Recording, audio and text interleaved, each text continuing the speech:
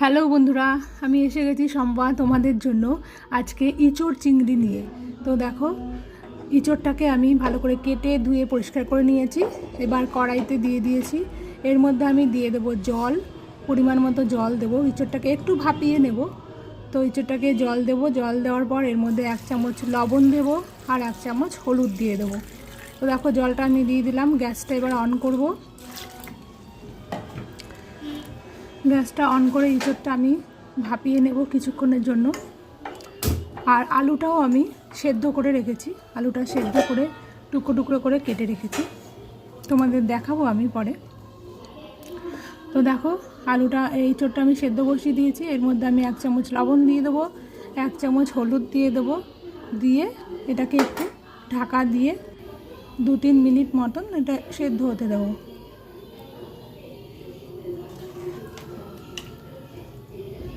তো দেখো, এখন আমি ঢাকা দিয়ে দেবো। এবার আমি মশলাটা রেডি করব তোমাদের জন্য। দেখো,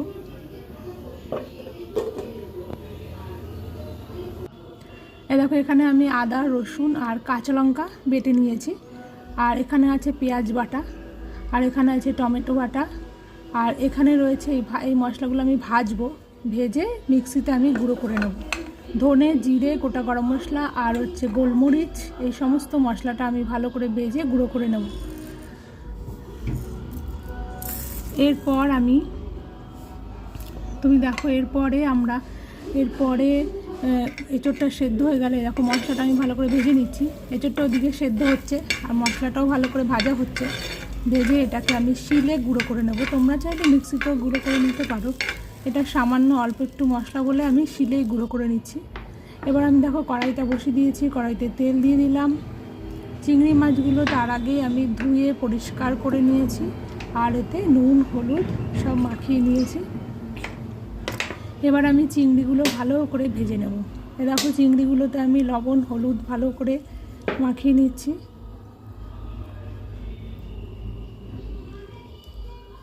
তোমরা এইভাবে ইঁচড় চিংড়ি করে দেখো, আশা করি তোমাদের ভালো লাগবে। এটা আমি একদম বিয়েবাড়ির স্টাইলের ইঁচড় চিংড়ি বানাচ্ছি।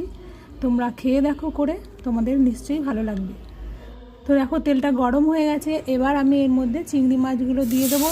চিংড়ি মাছগুলো ভালো করে ভাজবো না, হালকা করে ভেজে নেবো। ডিপ করে ভাজবো না চিংড়ি মাছ, কারণ শক্ত হয়ে যায় চিংড়ি মাছ বেশি ভাজলে। তো সেই জন্য আমি সামান্য ভেজে তুলে দেবো।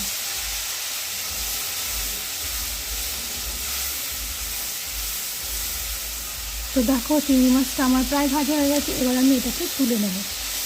তুলে এই তেলের মধ্যেই আমি ভেজে নেব আলুগুলোকে। সেদ্ধ করা আলুগুলোকে আমি ভেজে নেব। তো দেখো, চিংড়ি মাছটা ভাজা হয়ে গেল, আমি তুলে নিয়েছি বাটির মধ্যে। এবার এর মধ্যে আমি দিয়ে দেব আলুটাও এরকম ভালো করে ভেজে নেব। আলুটা সেদ্ধ করে নিয়েছিলাম আগে থেকে, তোমাদের আগেই বলেছি। তো এবার আলুটা ভালো করে ভেজে নেব। আলুটা ভালো করে ভাজা হয়ে গেলে এটাকেও তুলে নিয়ে আমি এর মধ্যেই আবার ওই এঁচড় সেদ্ধটা ভালো করে ভেজে নেব। দেখো, আলুটা ভাজা হচ্ছে। আলুটা ভাজা হয়ে গেল। এবার আমি এর মধ্যে ইঁচড়টা দিয়ে দেবো, যে ইঁচড়টা সিদ্ধ করে রেখেছিলাম অল্প সামান্য।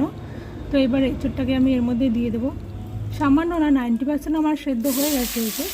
তো আর 10% আমি এই রান্নাতেই সেদ্ধ হয়ে যাবে। তো দেখো, ইঁচড়টা ভালো করে এর মধ্যে আমি ভেজে নিচ্ছি।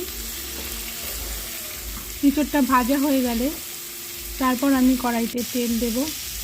তো দেখো, এঁচড়টা প্রায় আমার ভাজা হয়ে গেছে। এঁচড়টাও আমি এবার নামিয়ে নেব।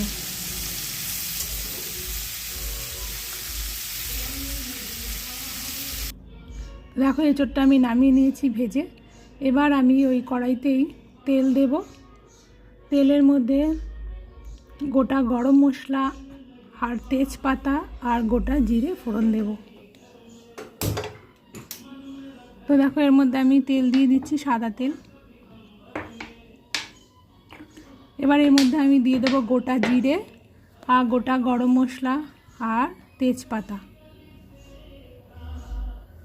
ফোড়নটা দিয়ে ভালো করে নাড়িয়ে চাড়িয়ে এর মধ্যে আমি দিয়ে দেব যে পেঁয়াজটা বেটে রেখেছিলাম সেটা।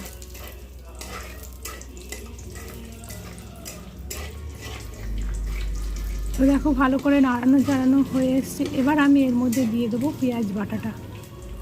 পেঁয়াজ বাটাটা দিয়ে ভালো করে আমি এটা নাড়বো যতক্ষণ না পেঁয়াজের কাঁচা গন্ধটা চলে যাচ্ছে, ততক্ষণ পেঁয়াজ বাটাটা দিয়ে আমি ভালো করে এটাকে নেড়ে নেব। তো দেখো এটা হয়ে গেছে। এবার পেঁয়াজ বাটাটা ঢালছি। পেঁয়াজ বাটা দিয়ে ভালো করে নাড়তে হবে, নেড়ে কাঁচা গন্ধটা চলে যাবে।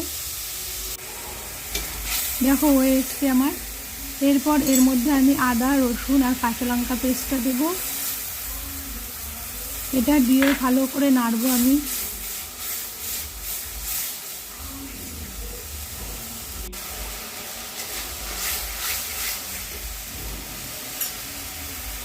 তো দেখো দিয়ে দিলাম 1 চামচ লবণ। এবার দেবো 1 চামচ হলুদ গুঁড়ো, দিয়ে এটাকে ভালো করে নাড়বো।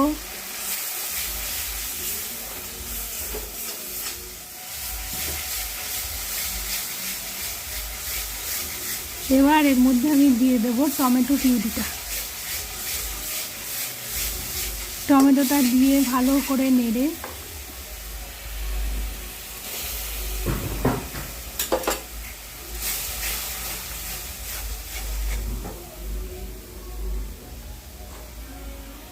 দেখো টমেটোটা দিয়েছি। এবার এর মধ্যে দিয়ে দিচ্ছি কাশ্মীরি লঙ্কার গুঁড়ো। যেহেতু আমি কাঁচা লঙ্কা বাটা দিয়েছি এর মধ্যে, তাই অনেক ঝালই হবে, সেই জন্য এখানে কাশ্মীরি লঙ্কার গুঁড়ো দিয়ে দিলাম কালারের জন্য। তো দেখো ভালো করে কষানো হয়ে গেছে। এবার আমি আলু আর ইঁচড়টা দিয়ে ভালো করে নেড়ে নেব এটাকে। ভালো করে নাড়া হয়ে গেলে আমি একটা বাটিতে গরম জল করে রেখেছি। রান্নার মধ্যে যদি তুমি গরম জল দাও তো টেস্টটা আলাদাই হয়ে যায়। তো দেখো এটা ভালো করে নেড়ে নিয়েছি। এর মধ্যে আমি দিয়ে দেবো এখন জল। আমার মশলাটা কষানো হয়ে গেছে ইঁচড়টা আলুটা দিয়ে। এবার আমি এর মধ্যে জল দিয়ে দেবো।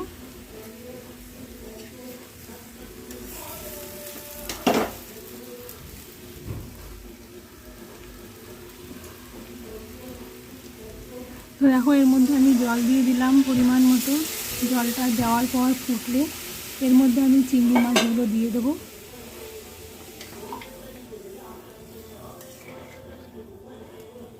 তো দেখো কত সুন্দর কালার এসছে। এবার আমি এর মধ্যে চিংড়ি মাছটা দিয়ে দেবো। চিংড়ি মাছটা দিয়ে আমি এর মধ্যে এটাকে ঢাকা দিয়ে 2 মিনিট মতন হতে দেব। তাহলে আমার রেডি হয়ে যাবে ইঁচড় চিংড়ি। তো দেখো চিংড়ি মাছটা দিয়ে দিচ্ছি। এবার ভালো করে নেড়ে চেড়ে 2 মিনিট আমি একটু ঢাকা দিয়ে রাখবো।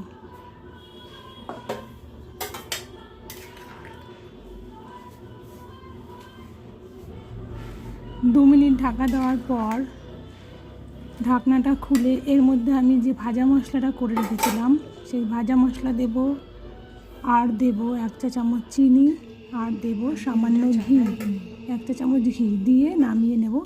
তাহলে রেডি হয়ে যাবে আমার ইঁচড় চিংড়ি। দেখো রেডি হয়ে গেছে অনেকটাই। এবার আমি বাকি মশলাটা দিয়ে দেবো এর মধ্যে।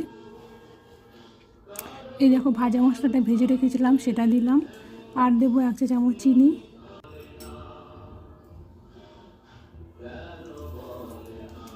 তারপর দেবো 1 চামচ ঘি। ঘিটা দিলে টেস্টটা আরও ভালো আসবে, একদম বিয়েবাড়ির মতন। তো দেখো দিয়ে দিলাম ঘি। এরপরে ঘিটা এখনও দিইনি, এটা নেড়ে নিই, তারপর ঘিটা দিয়ে দিচ্ছি।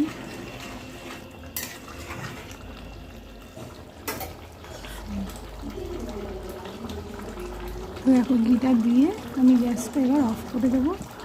আমার রেডি হয়ে গেছে ইঁচড় চিংড়ি। তো এটা আমি একটা বাটিতে বলে তুলে নেব। তোমাদের কার কার ভালো লেগেছে ইঁচড় চিংড়ি তো আমাদের কমেন্ট বক্সে জানিও, আর আমাকে লাইক কমেন্ট আর শেয়ার করে দিও। তোমাদের যদি এই রেসিপিটা ভালো লেগে থাকে তাহলে লাইক কমেন্ট আর শেয়ার করে দিও, আমার চ্যানেলটাকে সাবস্ক্রাইব করে দিও। ধন্যবাদ বন্ধুরা। দেখো আমি এবার নামিয়ে নেবো ইঁচড় চিংড়িটা।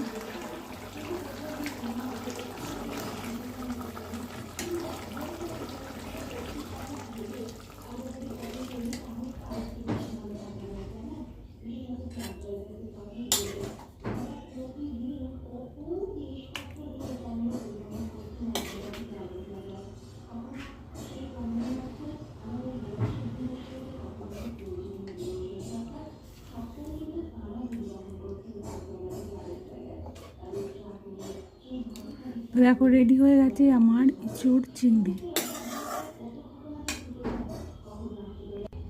দেখো কত সুন্দর কালার এসছে। এসছে, কত সুন্দর টেস্টিও হবে। তোমরা এইভাবে ঘরে বানিয়ে দেখো, তোমাদের খুব খুব খুব ভালো লাগবে। রাখছি বন্ধুরা, তোমরা সবাই ভালো থেকো, সুস্থ থেকো।